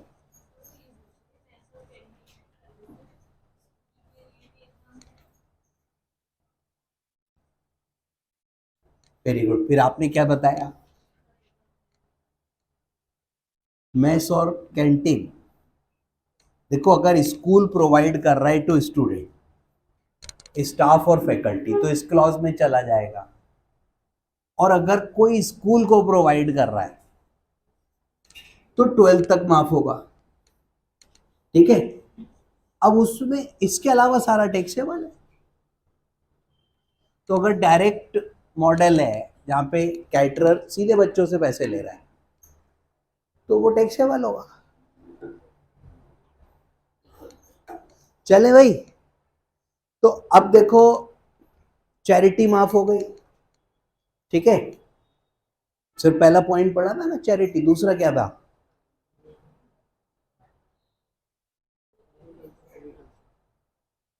एग्रीकल्चर, खेती, कृषि, वो माफ हो गई। तीसरा था एजुकेशन। हालांकि सब जगह कलेश हैं, कोई भी सीधे सीधे कोई चीज नहीं छोड़ी है। इनकम टैक्स अब लग रहा है कितना भला था, उन्होंने सिंपली कहा agricultural income will be examined, और एक डेफिनेशन दे दी कि ये एग्रीकल्चर है। यहाँ तो ये जरा से में हिल गया टैक्स हो गया, जरा सा भाग गया छूट गया। मतलब समझ रहे हो, इनकम टैक्स में और जीएसटी में उसकी जो भाव हैं उसी में फर्क है। भाव समझते हो, फीलिंग्स, इंटेंशंस। सो Rahul भाई, how are you? Is it Friday today? No, okay. तो नेक्स्ट पर आते हैं, देखिए हेल्थ केयर सर्विस। सर क्या है? मेडिकल है, माफ होना चाहिए नहीं होना चाहिए? आप बताओ, होना चाहिए कि नहीं होना चाहिए? आप बताओ सर, मतलब मेडिकल जैसी चीज है तो एग्जाम्पशन लाइक देखो बनती है। भाई कोई अमेंडमेंट तो नहीं है क्या?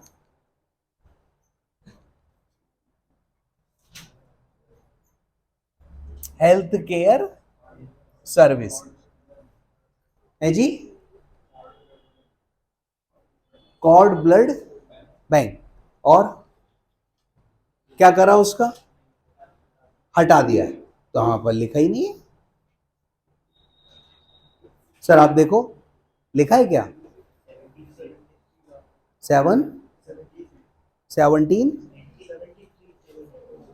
कहाँ है यहाँ? अरे है ही नहीं हमारे में बेटा, है ही नहीं हमारे में। अरे नहीं है। चले सर, हेल्थ सर्विसेज, अरे हाँ खत्म कर दिया इसको, अभी बता दूंगा मैं आपको। सर पहले इसी पे बात कर ले हैं। Services provided bye called blood banks bye way of preservation of stem cells or any other service in relation to such preservation। क्या ये आपकी बुक में लिखा हुआ है? Service entry number 73। आपने काट दिया इसको क्योंकि ये पॉइंट डिलीट हो चुका है। तो अभी ये बच्चों डिलीट हो गया और बेटा टैक्सेबल हो गया, बात खत्म हो गई। Now what is called blood bank and preservation of stem cells? Any idea?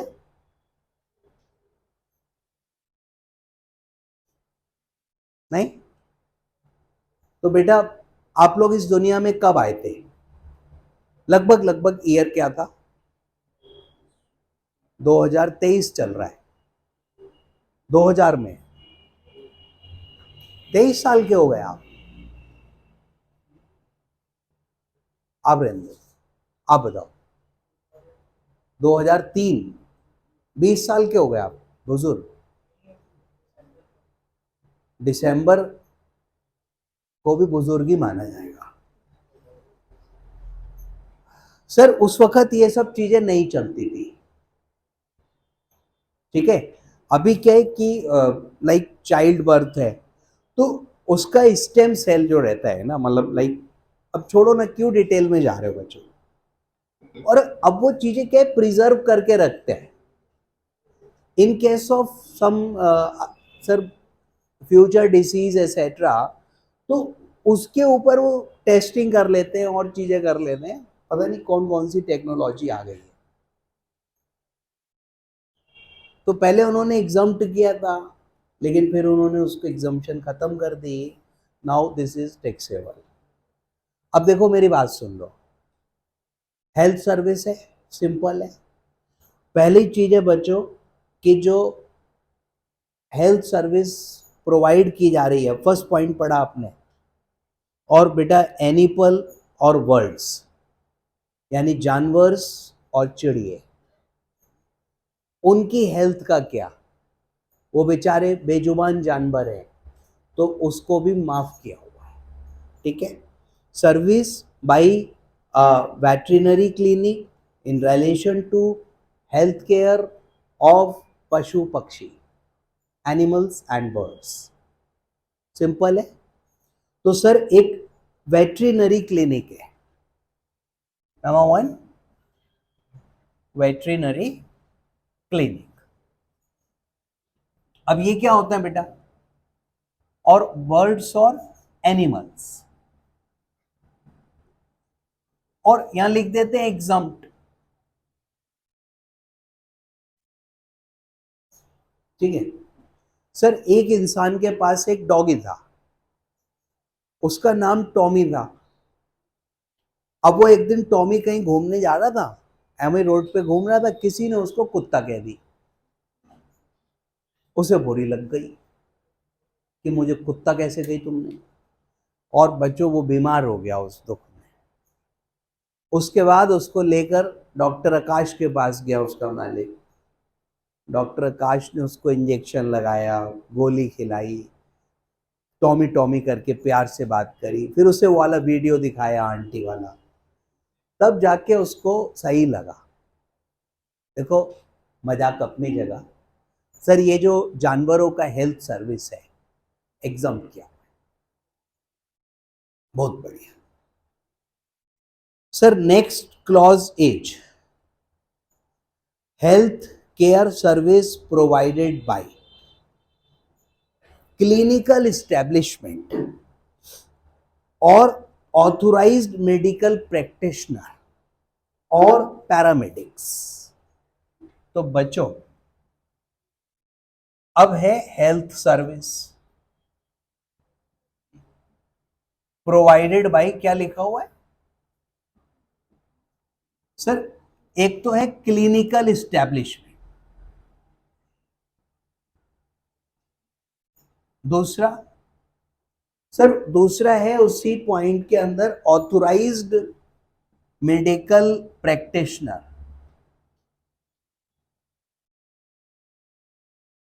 और बेटा तीसरा पैरामेडिकल स्टाफ।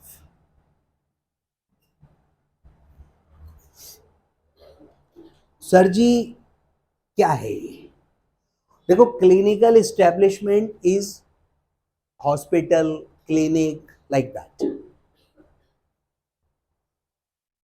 मेडिकल प्रैक्टिशनर जो है वो ऑथोराइज्ड होना चाहिए, it should not be like कि वो ऑथोराइज्ड नहीं है, अनऑथोराइज्ड है और किसी की बीमारी झाड़ फूंक के सही कर देता है। सही हो गई क्या? आकाश भाई खुश हो रहे हैं। अरे एक दिन इनके चोट लग गई भाई साहब, छोटी सी थी और यहाँ पे थोड़ा सा ये जा रहे थे, घर का दरवाजा टकरा गया, एकदम से खोल लिया, दाढ़ से लगा। अब वो थोड़ा स्वेलिंग हो गई, वहां पे थोड़ा पेन हो रहा। अब इन्होंने डॉक्टर को फोन लगाया, गए नहीं, फोन पे मेडिकल हेल्थ केयर सर्विस चल रही है और डॉक्टर को दिखाए कि देखो मेरे चोट लग गई। अब वो डॉक्टर ने सामने से कहा तो मैं क्या करूं? इन्होंने कहा कि तुसी बस फूंक मार दो ठीक हो जाएगी। भाई वीडियो कॉल चल रही थी, सामने वाले डॉक्टर ने फूंक मारी और इनकी चोट सही हो गई। कह रहे अब अच्छा लग रहा है। वाह बेटा वाह। तो देखिए ये जो मेडिकल सर्विस है ना, आप प्लीज गलत मत समझो, इस पर एग्जाम्पशन नहीं। सर ये डॉक्टर ऑथोराइज था क्या? आप बताओ, आपको कैसे पता मना कर रहे हो? तो ये देखिए नॉर्मली ऑथोराइज्ड नहीं है और इस पे जीएसटी लगेगा। हालांकि याद रखिएगा जीएसटी वैल्यू पर लगता है। So if this service is free, पैसा थोड़ी या पैसा देना पड़ता है। फूंक मारी उसके बाद बिल आ गया ऑनलाइन कि भाई 250 रुपये पेटीएम करो, ऑनलाइन कंसल्टेंसी फीस, क्या हुआ? तो भाई जीएसटी पड़ेगा, नहीं तो नहीं पड़ेगा। बेटा प्रखर शांत हो जाओगे, कोई ज्यादा समझ आ गई बात तुमको? तुम्हारी भी ऐसे ठीक हो जाती है? नहीं होती है। चलो सर मजाक करना बंद करो, क्लिनिकल एस्टेब्लिशमेंट क्लियर है, ऑथोराइज्ड होना चाहिए। पैरामेडिकल स्टाफ क्या होता है? लाइक जैसे वो नर्स वगैरह होते हैं, तो ये सारा पैरामेडिकल स्टाफ है। तो देखिए इसको भी इन्होंने एग्जम्प्ट किया हुआ है और बच्चों ये भी आपका एग्जम्पशन में चला जाएगा, तो ठीक है, मेरे को कोई दिक्कत की बात नहीं है, this will be covered. Sir यहां पर अब क्या क्या चीज छोड़ोगे? ये हो गया, 2 पॉइंट्स हो गए। सर एक पॉइंट और लिख लेते हैं, और transportation of patient in an ambulance. Sir transport of patient in an ambulance.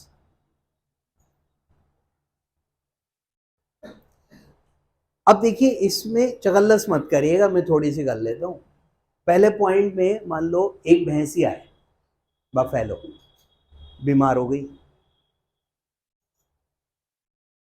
Sir उसको बफेलो को किसी ने किसी दिन भैंसिया कह दिया, चिढ़ गई, बीमार हो गई, उनने खाना पीना बंद कर दिया। अब उसको अस्पताल लेके जाना है। अब हमने एम्बुलेंस बुलाई।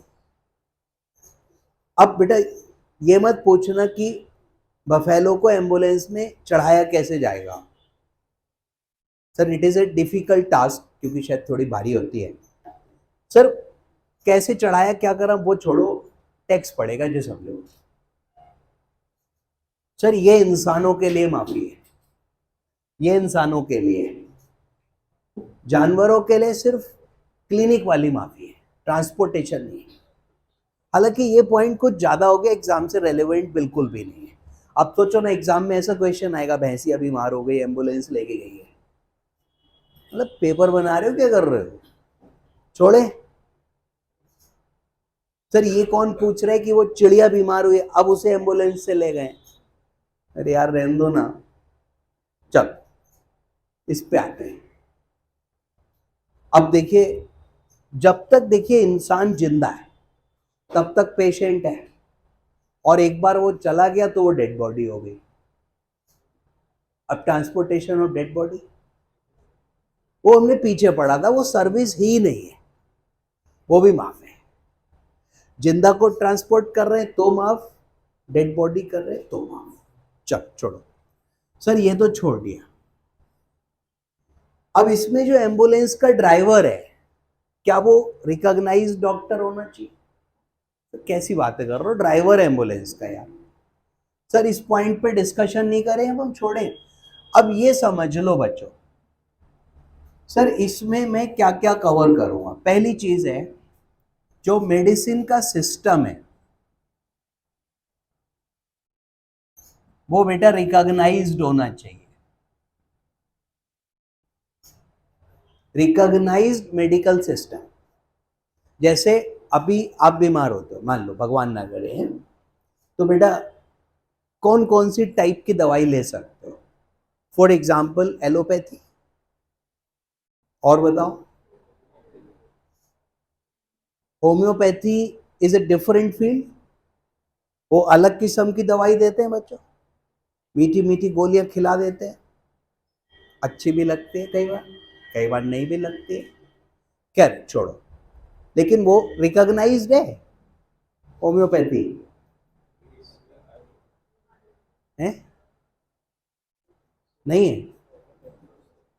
डॉक्टर होते हैं, डिग्री होती है, रिकॉग्नाइज्ड होती है, चलो मान लेते हैं, तो होम्योपैथी भी रिकॉग्नाइज्ड है। और बताओ, आयुर्वेदिक हो सकता है, क्या बोलते हो? सर ये देखो सरकार किसकी है, अब बताओ रिकॉग्नाइज्ड है। सर ये भी रिकॉग्नाइज्ड है। और बताओ, homeopathy, allopathy, Ayurvedic, naturopathy. Sir natural तरीके से इलाज करते हैं वो, बुरा मत मानिएगा। एक आदमी को वायरल हो गया, अब वो एलोपैथी में पहुंचा, उसने कड़वी वाली गोली लिख दी, ऐसी तो होती है, मुंह में रखो पानी से ऐसे पिया, सिस्टम यही है। होम्योपैथी में क्या मीठी वाली गोली लिख दी उन्होंने, उसका सिस्टम अलग है। अब वो गया नेचुरोपैथी पे, उनने कोई दवाई नहीं दी, बोले तेरा ट्रीटमेंट नेचुरल तरीके से करेंगे। और बेटा उसको, पेशेंट को उन्होंने जमीन में गाड़ दिया, खाली गर्दन बाहर है, बाकी पूरा मिट्टी में दबा दिया। हमने कि ये क्या कर रहे हो, बोले ट्रीटमेंट है नेचुरोपैथी। और बच्चों let me tell you, recognised है, ये भी रिकॉग्नाइज्ड है। सर आप लोगों को अगर इस तरीके के हॉस्पिटल का पता चाहिए तो मैं आपको क्लास के बाद में बता दूंगा। आप इस दिशा में जाओगे, करीब 6-7 किलोमीटर की दूरी पर है, मैं बता दूंगा, क्लास के बाद बता दूंगा प्रभु। सर ये सब रिकॉग्नाइज्ड है। अब आप पहुंच गए बाबा झाड़ भूख, हाँ किसी को हो गया जॉइंडिस, हिंदी में पीलिया, उन्होंने मंत्र पढ़ा, ऐसे ऐसे करा और पीलिया नीलिया में बदल गया। Sir whatever, let me tell you, recognised नहीं है। सर वो टैक्सेबल होगा। अब बाबा जी का सिस्टम अलग चलता है। खैर, तो पहली बात रिकॉग्नाइज्ड होना चाहिए। सर दूसरी चीज देखो, किस किस बात का ट्रीट क्या करोगे। सर इसमें दूसरी बात समझो मेरी, हेल्थ केयर में ट्रीटमेंट कवर होगा और डायग्नोसिस कवर होगी। डायग्नोसिस, कोई बंदा बीमार हुआ, ठीक है, अब वो डॉक्टर के पास गया, डॉक्टर ने पहले कंसल्टेंसी फीस चार्ज करी, पर्चा बनाते हैं ना, पैसा लेते हैं भाई, माफ। अब उसने, भाई साहब डॉक्टर ने कहा यार तुम अल्ट्रासाउंड करा के आओ। अब वो पहुंच गया अल्ट्रासाउंड कराने, ठीक है। अब डॉक्टर दूसरा अल्ट्रासाउंड में, उसने उसके दिमाग का अल्ट्रासाउंड करा और चाणक्य की बात बिल्कुल खाली निकला। तो पता लगा कि पॉलिटिकल पार्टी का मेंबर था वो। कौन सी वाली वो छोड़ो, एक पर्टिकुलर पार्टी है, ज्यादातर मेंबर का खाली है, नाम नहीं लिया हमने, एक पार्टी कही है, जिसको बुरी लगे वो जाने। तो बेटा डायग्नोसिस करा रहे हो, sir x-ray, ultrasound, MRI, CT scan, और क्या होता है, एंजियोग्राफी, ईसीजी, ब्लड सैंपल वगैरह वगैरह, सब माफी में गए। पूरा डायग्नोसिस है वो। ट्रीटमेंट भाई साहब, डॉक्टर की कंसल्टेंसी, ऑपरेशन की फीस, ये बात वो बात, वो सब माफी में गई। अब सुनो, इस दौरान गुड सप्लाई हुए, वो टैक्सेबल होगा। सर दवाई खरीदी, गोलियां, उस पर कोई माफी नहीं है। सर मेडिकल इंडस्ट्री में मेडिसिन पे बहुत लंबा जीएसटी का गेम है, वो उस पर पूरा टैक्स है। आप अगर दवा खरीदोगे तो जीएसटी लग के आ रहा है, आप कभी खरीदी हो तो उसका इनवॉइस देखिएगा, उसमें जीएसटी चार्ज होता है। एक हॉस्पिटल वालों ने ऑक्सीजन खरीदी, पीछे से भाई लगेगा, जीएसटी लगेगा, ठीक है। वेंटिलेटर खरीदा, एक्सरे मशीन खरीदी, सब पे लगेगा, कोई माफी नहीं। हाँ, अब पेशेंट को वेंटिलेटर पे रखा, उससे वसूली करी, वो टैक्सेबल नहीं है, वो ट्रीटमेंट है, ठीक है। पेशेंट को ऑक्सीजन खिलाई, उस पे जीएसटी नहीं है, वो ट्रीटमेंट है। लेकिन हॉस्पिटल जब ये चीजें एक्वायर कर रहा है तो जीएसटी लग रहा है। अब सोचो हमारा हॉस्पिटल है, दैट इज क्लिनिकल एस्टेब्लिशमेंट, ठीक। अब हमने बेटा बहुत सारे इक्विपमेंट्स खरीदे, हॉस्पिटल में होते हैं, सब पे जीएसटी दिया, इनपुट हो गया मेरा। अब मैंने आउटपुट जो सर्विस दी वो पूरी मेरी एग्जम्प्ट है, आउटपुट पे कहां टैक्स है।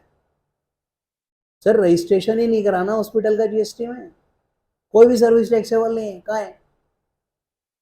ओके, नाउ मेरे को इनपुट टैक्स क्रेडिट नहीं मिलेगा। अब जब मेरे इनपुट्स पे आईटीसी नहीं मिलेगा, I will add that to my cost. और जब मैं वेंटिलेटर का चार्ज लगाऊंगा बच्चों पेशेंट से, तो मैं जीएसटी भी वसूलूंगा, मैं पे करके आया हूं ना इनपुट पे, और 4 गुना वसूलूंगा, और दे तू, और दे, और दे। उसके बाद वो बेचारा पेशेंट चला गया, उसके बाद भी वसूलता रहूंगा मैं, घर वालों को बताऊंगा ही नहीं चला गया, उन्हें तो यही लग रहा है जिंदा है, लाओ पैसे दो। होता है नहीं होता है, मुझे क्या पता बच्चों, होता है नहीं होता, पता लगाओ। तो तू क्यों नाराज हो रहा भाई, अरे अरे, तो ये हेल्थ केयर सर्विस है भैया। सर जी ट्रीटमेंट हो गया, केयर हो गई, तो ट्रीटमेंट भी माफ और केयर भी माफ। अरे केयर तो लिखो, केयर, सर पेशेंट खाली पड़ा हुआ है, केयर कर रहे हैं, पेशेंट की कंप्लेंट थी कि तू मेरी केयर नहीं करता, तुमने कहा आजा भाई तेरी केयर कर ले पहले, दादा उस पे भी जीएसटी नहीं लगेगा। आप केयर नहीं समझते हो, हद है। आगे बढ़िए बेटा, कोई नहीं, आ गई समझ में, आ गई उन्हें। Sir of illness, injury, deformity, abnormality और प्रेगनेंसी, तो ये सब चीजें उन्होंने कवर कर ली। तो देखो इस पे नहीं जा रहा, यही होता है, देखो यार नहीं तो आदमी अस्पताल क्यों जाएगा बेटा, या तो वो बीमार है इलनेस, या चोट लग गई उसके इंजरी, डिफॉर्मिटी मतलब कोई उसका सिर्फ मान लो ईयर जो है वो मान लो कटा हुआ है, नाक टेढ़ी हो गई एंड सो ऑन, डिफॉर्मिटी है बेटा, एबनॉर्मेलिटी है कोई, या फिर प्रेगनेंसी है, तो तभी जाएगा अस्पताल। इसके अलावा आप बताओ कोई क्यों जाएगा? अब ये मत कहना सर कोई और जमाए मिलने गए हम, तो बेटा उस पे थोड़ी जीएसटी लगा दोगे, हद हो गई। रिकॉग्नाइज सिस्टम मेडिसिन मैंने आपको बता दिया, और ट्रांसपोर्टेशन की बात कर ली मैंने आपसे। और सर बस एक आइटम समझ लो बेटा, टैक्सेबल है, हेल्थ केयर में सिर्फ एक आइटम उन्होंने टैक्सेबल किया है, सिर्फ एक, पूरा हेल्थ इंडस्ट्री माफ है, कतई टैक्स नहीं है। ओके सर, ये सर्विस पर है, गुड्स पे टैक्स है, वेंटिलेटर खरीदा, एक्सरे मशीन खरीदी, दवाई खरीदी, सब पे टैक्स है, वो गुड्स है, सर्विस माफ है। अब मेरी बात सुनो, एक ट्रीटमेंट टैक्सेबल है और वो है ब्यूटी ट्रीटमेंट। सर कौन सा ट्रीटमेंट? Beauty treatment. अब देखो ब्यूटी ट्रीटमेंट में लाइक हेयर ट्रांसप्लांट हो सकता है। सर एक आदमी वो हो गया, उड़ गए बाल उसके, अब उसको लग रहा है लोगों को अच्छा नहीं लग रहा है, ऐसा उसको लग रहा है, लोगों को क्या फर्क पड़ता है, बट उसको लग रहा है लोगों को अच्छा नहीं लग रहा है। एनीवे अब उसने हेयर ट्रांसप्लांट करा लिया, बाल चिपकवा लिए।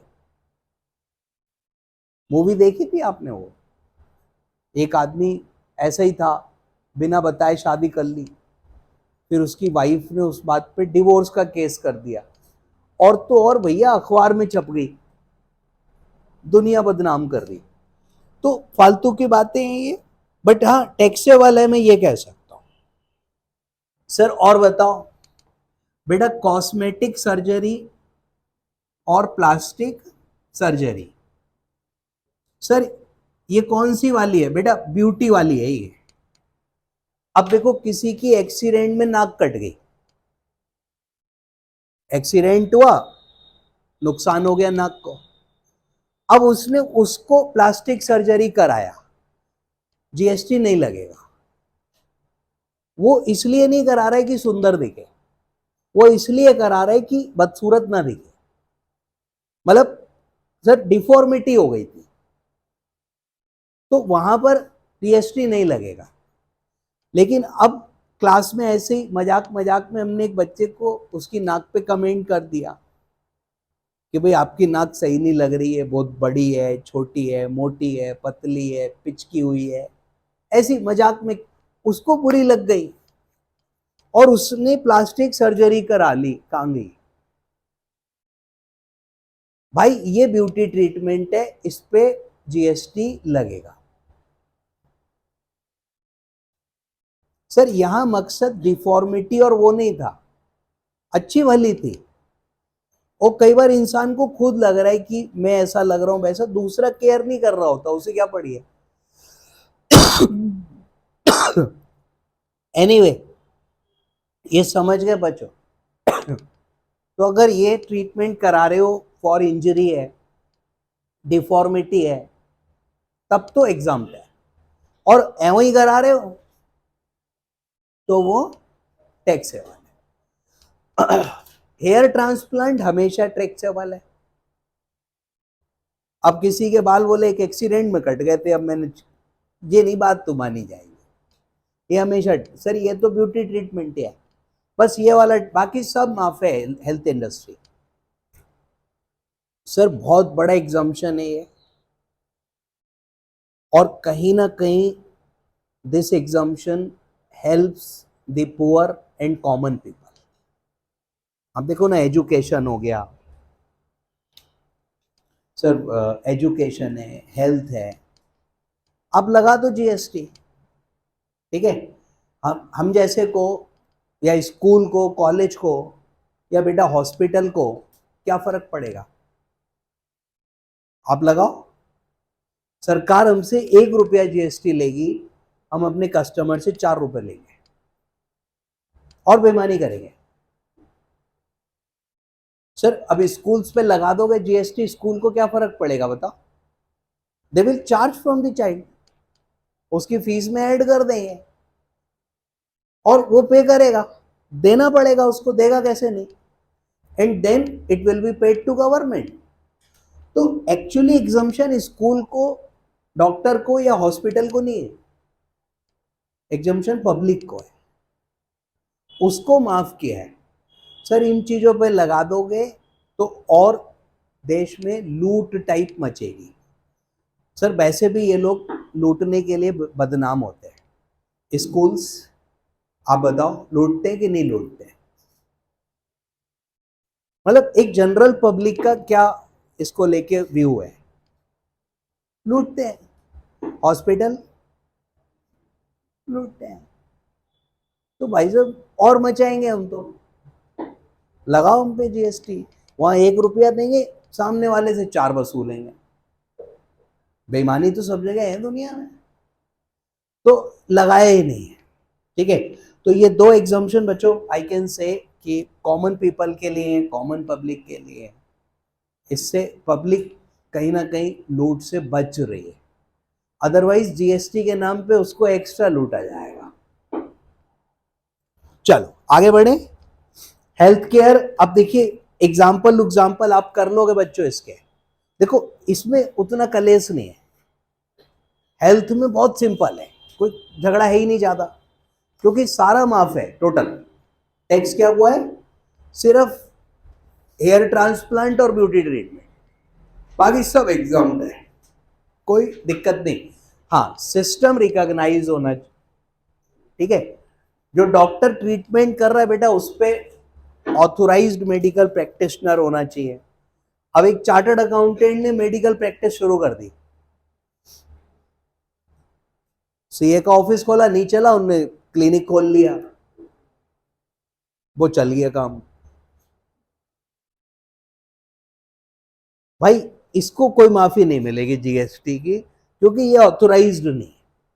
सर एज चार्टर्ड अकाउंटेंट अब मैं मेडिकल प्रैक्टिस थोड़ी कर सकता हूं, भले ही मेरी नॉलेज डॉक्टर से ज्यादा है। सर नहीं, मेरे को क्या मालूम, मैंने इसे बोला। चलो आगे बढ़ते हैं। और सर आप देखिए लिस्ट दिया है, ये सब अलाउड है, रिकॉग्नाइज सिस्टम देख रहे हो अगले पेज पे शुरू में, एलोपैथी, योगा, सही हो गया जाओ। नेचुरोपैथी अभी बताया मैंने, जमीन में गाड़ देते हैं आदमी को, कह रहे जाओ सही हो गया तुम। Ayurveda, homeopathy, Siddha, I don't know what is that, Unani, और any other system that is recognise by central, और सेंट्रल गवर्नमेंट कैसे कुछ भी रिकॉग्नाइज कर सकते हैं वो इस मामले में। एनीवे हम इस पर चर्चा बाद में करेंगे बच्चों। और एग्जाम्पल देखो उसके नीचे 29 रेकी ट्रीटमेंट, ये कौन सा ट्रीटमेंट होता है बच्चों? हमें नहीं पता, लेकिन लिखा है रिकॉग्नाइज नहीं है, तो टैक्स लगेगा इस पे।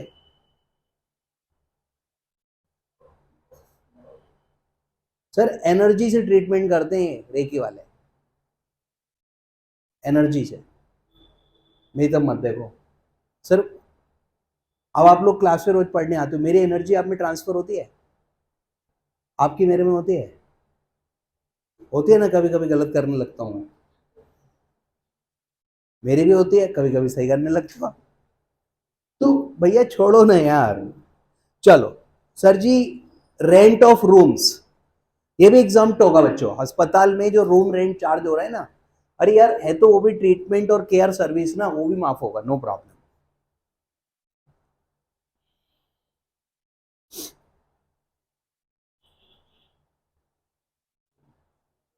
ठीक है सर। फिर है service provided bye doctors, consultant etcetera.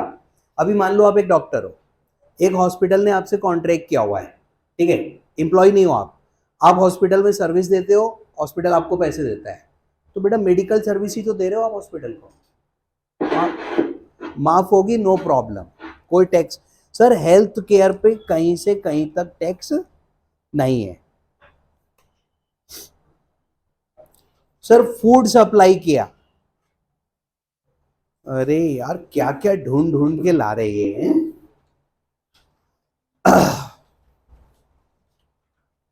तो देखिए लिखा है कि अगर फूड हॉस्पिटल प्रोवाइड कर रहा है तो कोई दिक्कत नहीं है, एग्जाम्प्ट है। लेकिन अगर वही फूड कैंटीन और वो आउटसोर्सिंग है, फिर जीएसटी लगेगा। सर फिर लगेगा। एम्बुलेंस पे क्या कहते हो, अरे एम्बुलेंस माफ है बच्चों, बेटा प्रॉब्लम 2 अब आप पढ़ लोगे। चलो थैंक यू सो मच। तो यहाँ पे हेल्थ सर्विस को हम क्लोज करेंगे। ये वाला सर्विस पूरा हो गया। अभी बात कर लेते हैं क्या क्या चेंज है। रूम रेंट टैक्सेबल कर दिया, कितने अमाउंट पे, 5,000 पे कर दिया, कब से,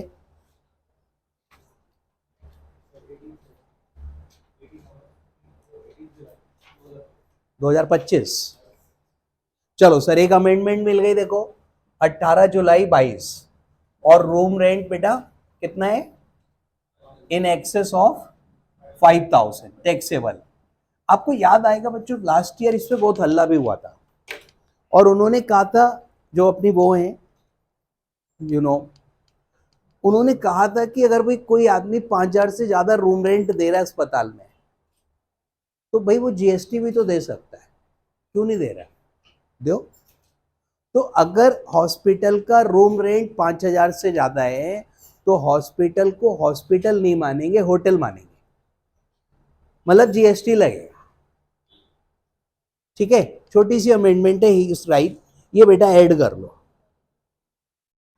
तो 5,000 रुपये, सर ये सही बिल्कुल, लास्ट ईयर इस पे बवाल भी हुआ था, रूम रेंट टैक्सेबल, बस इतना सा है, कोई मेरे ख्याल से बहुत बड़ा चीज नहीं है। और बताइए भैया, बेटा और कोई अमेंडमेंट तो नहीं लल्ला। चल ठीक है, क्लोज करें हेल्थ केयर को, बंद कर दो दादा, थैंक यू।